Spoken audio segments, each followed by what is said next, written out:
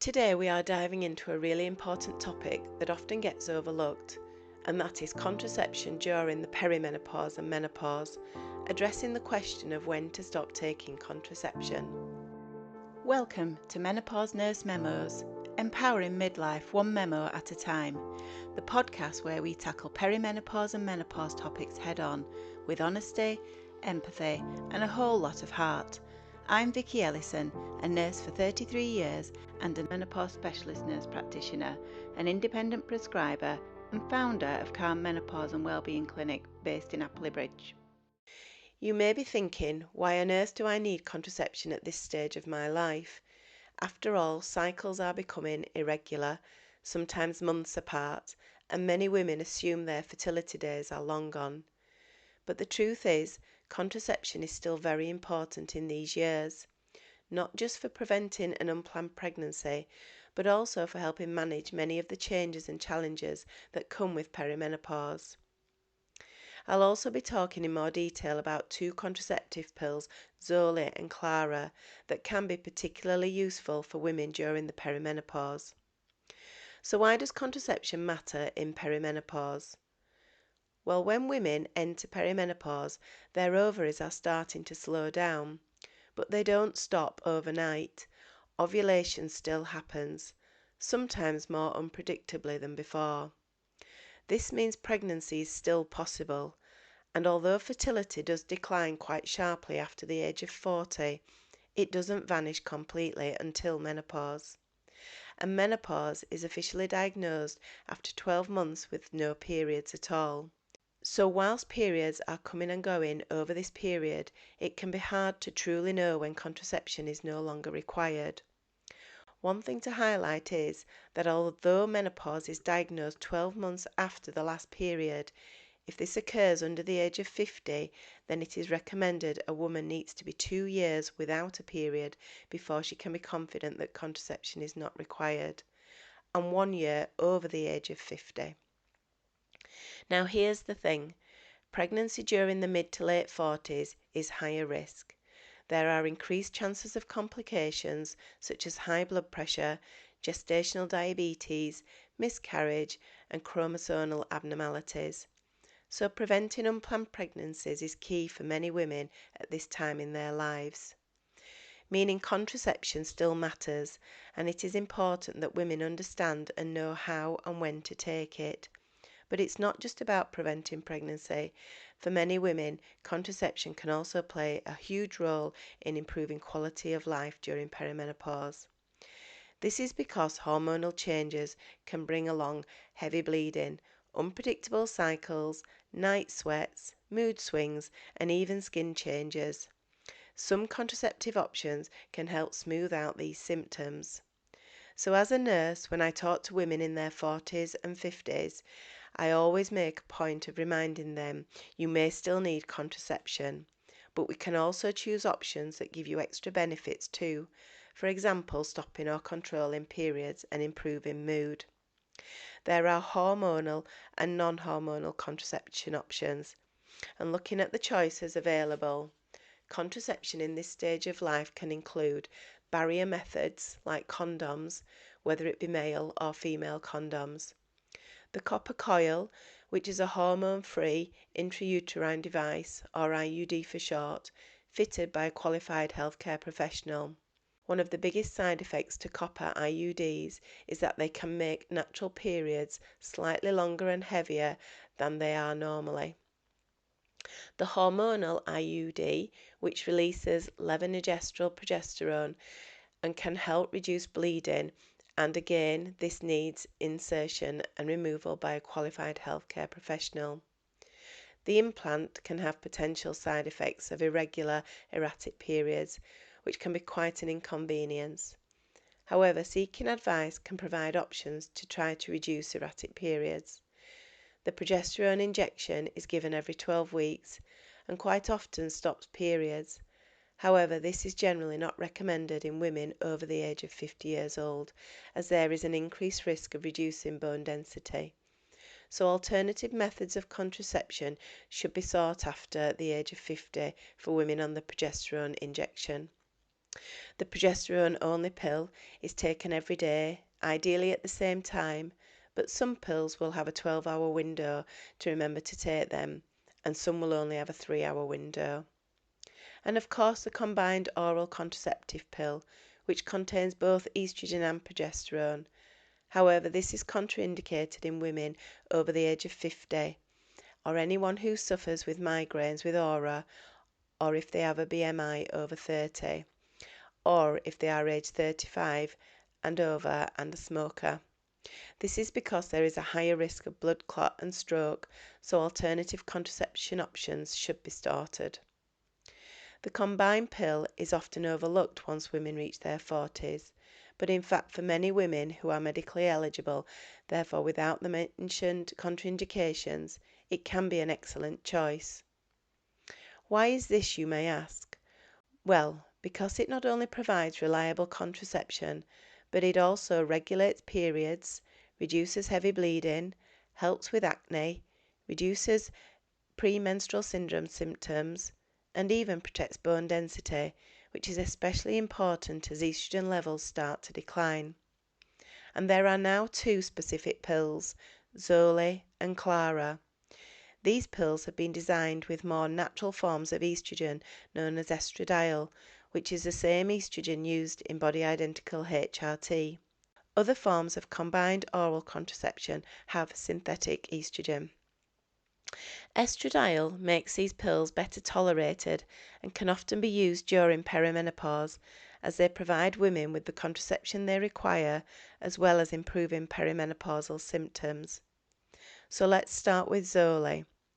Zole is a newer combined pill.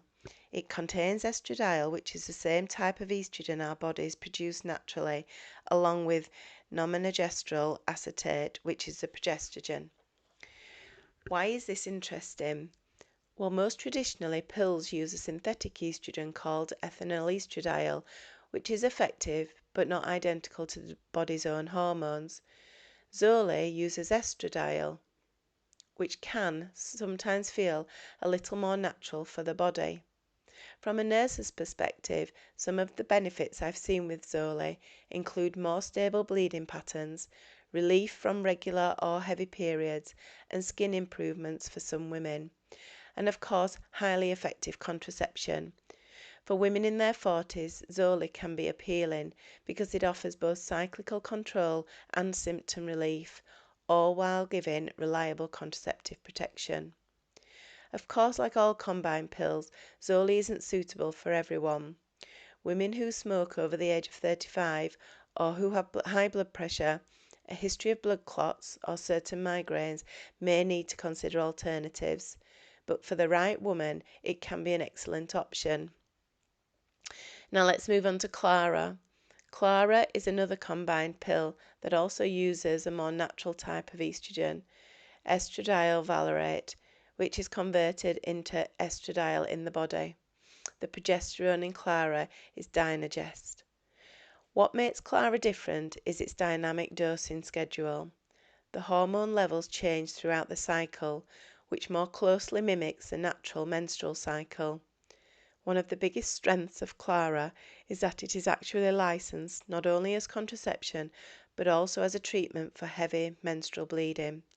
So for women in their 40s who are struggling with really heavy, draining periods, Clara can be a game changer. It can reduce the amount of bleeding, improve iron levels, and make day-to-day life much easier. And like Zole, it also provides contraception and can smooth out some perimenopausal symptoms like mood swings and hot flushes. From a nursing perspective, Clara is one of those pills that can tick multiple boxes. It's not just contraception, but also a therapeutic option. Of course, whenever we talk about the combined pill, whether it is Zole, Clara, or any other brand, we have to think about safety. As mentioned before, the combined pill is not suitable for everyone. If a woman smokes and is over 35, if she has uncontrolled high blood pressure, a history of blood clots, or certain types of migraine, the risks may outweigh the benefits. That's why part of my role as a nurse to assess medical history carefully, check blood pressure, talk about lifestyle factors, and make sure the chosen method is safe. And if combined pills aren't suitable, there are still lots of other options: the progesterone-only pill, hormonal IUDs, implants, or non-hormonal methods. For many women on progesterone-only contraception, whether it is pills, implant, Depo-Provera injections, or levonorgestrel intrauterine device, they may no longer have periods, so it can be difficult to know if they are perimenopausal or menopausal without the changes in periods occurring, as they may not have had a period for a very long time. With these women, it is their symptoms of menopause that must be treated. Hormone replacement therapy can be started alongside contraception, and it is recommended that these women stay on contraception until the age of 55. If women want to know when they can finally stop using contraception, the guidance says that if you are under 50, you should continue contraception until you've had 2 years with no periods. If you are over 50, it's safe to stop after 1 year without periods. But here's the tricky part. If you are on hormonal contraception, you might still get withdrawal bleeds, which makes it hard to know when menopause has truly happened. In those cases, sometimes we'll do a blood test known as follicle-stimulating hormone levels. However, even if these suggest a woman is menopausal, it is still recommended that extra protection such as condoms be used for a further 12 months, which is not what all women want to do. In those cases, sometimes we'll do blood tests known as follicle-stimulating hormone levels. However, even if these do suggest a woman is menopausal, it is still recommended that extra protection such as condoms be used for a 12-month period, which not all women want or are prepared to do, which is why women are advised to stay on contraception until the age of 55 years old. The levonorgestrel IUD is a small, T-shaped device inserted into the uterus. It slowly releases a synthetic form of the hormone progesterone called levonorgestrel. Depending on the brand, it can last 3, 5, or even up to 8 years. However, it is only the 20 microgram device that is licensed for the protection of the endometrium alongside estrogen for HRT. The 8-year license is for contraception and heavy menstrual bleeding, and the 3-year license is for a lower dose of levonorgestrel, so not enough to protect the endometrium. If a levonorgestrel IUD is being used for HRT, then it is only licensed for 5 years, so will need replacing at 5 years whilst the woman is on estrogen. The mechanism of action of a levonorgestrel IUD is to thicken cervical mucus to block sperm, to thin the lining of the womb. Sometimes it suppresses ovulation, though this isn't its main mechanism. Globally, tens of millions of women use them. They're one of the most effective forms of contraception, with failure rates of less than 1% per year. As a contraceptive, the levonorgestrel IUD is one of the most reliable options available. Once inserted, you don't have to remember daily pills or 3-monthly injections. It is a long-acting and reversible method of contraception and a low maintenance. However, its side effects include irregular bleeding in the first 3 to 6 months, lighter periods with some women having no periods at all, hormonal side effects like mood changes, breast tenderness, acne, though usually mild because hormone exposure is mostly local to the uterus. Up to 1 in 3 women will experience heavy menstrual bleeding at some point in their lives, particularly during perimenopause. This can cause anemia, fatigue, and major disruptions to daily life. The levonorgestrel IUD works by thinning the lining of the womb, which means less tissue to shed each month. Clinical studies show it can reduce blood loss by up to 80 to 90% after 6 months of use. Many patients end up with no periods at all, which for someone with debilitating bleeding can be life-changing. So when women use estrogen for menopause symptoms like hot flushes, they need protection for the uterus. Otherwise, unopposed estrogen can introduce the risk of endometrial cancer. and the levonorgestrel IUD's role provides the progesterone component of HRT. It protects the endometrium while the patient uses systemic estrogen, such as gels, sprays, or patches. The IUD delivers progesterone directly to the uterus, minimizing systemic side effects. It also helps control bleeding during perimenopause. Simplifies treatment. One device covers contraception and endometrial protection. The potential risks of a levonorgestrel IUD are rare, but there is a risk of expulsion or perforation during insertion or at a later date. There can be a risk of infection in the first 20 days post-insertion. They don't protect against sexually transmitted infections. So there you have it. The levonorgestrel IUD isn't just contraception, it's a multi-tool in women's health, from preventing pregnancy to treating heavy periods, to protecting the uterus during hormone replacement therapy. It's a device with wide-ranging benefits. If you're considering having a levonorgestrel IUD fitted, then talk to your healthcare provider about whether it's the right fit for your body and your goals. Remember, no single option works for everyone, but having choices is what matters. As we wrap up today's episode, I want to leave you with this thought. Contraception in perimenopause and menopause isn't just about preventing pregnancy, it's also about improving well-being. Zoe and Clara are two examples of modern contraceptive pills that can not only provide reliable protection, but also help manage heavy bleeding, irregular cycles, and other perimenopausal symptoms. As a nurse, my role is to support women through this stage of life, making sure they feel informed, heard, and empowered in their choices. Thank you so much for joining me on today's episode of Menopause Nurse Memos. I hope this has helped you shine a light on the importance of contraception in the perimenopausal years. Take care of yourselves and remember, you deserve the right information to make confident, empowered decisions about your health. Next time on the podcast, we will be talking about the benefits of HRT. Thank you for spending time with me today on Menopause Nurse Memos. If this episode resonates with you or you know someone who needs to hear it, then share and leave your comments in the chat. And don't forget to subscribe so you never miss an episode.